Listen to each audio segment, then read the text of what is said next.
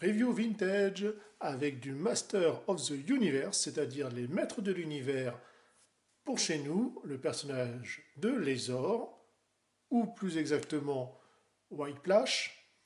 Donc on a notre personnage, voilà, une espèce d'alligator humanoïde.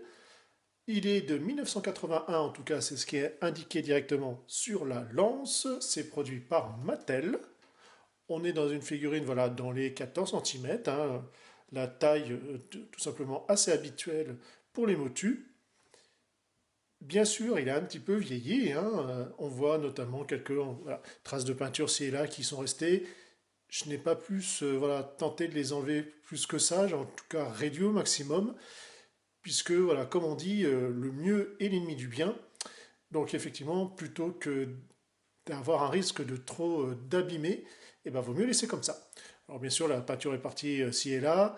Je lui ai quand même remis un petit coup de peinture, même si forcément c'est un peu foncé, parce que j'avais pas tout ce qu'il fallait en termes de teinte au niveau de la ceinture, mais également son slip qui a été réparé, puisqu'il était entièrement cassé. Ben, c'est pas si mal. J'ai presque la bonne teinte de bleu, franchement, pour une seule nuance que j'avais, ben, c'est pas mal. Alors je ne l'ai pas fait par contre en entier, c'est pour pouvoir que ça reste voilà, encore accessible en termes voilà, d'enlèvement, de réparation s'il y avait quoi que ce soit. Parce que normalement c'est entièrement fermé. Alors bien sûr par contre les jambes, bah, ça brinque-balle un peu. De plus forcément comme quasiment tous les exemplaires de l'époque, il a un problème de queue molle, enfin plutôt de queue qui se décolle. Alors ça a été, ça va bien faire 30 ans qu'il qu'il a été recollé directement à la néoprène. Bon, ça a été un peu voilà, lâché ci et là, distendu ou autre. Mais en tout cas, ça tient toujours, donc vaut mieux pas trop y toucher.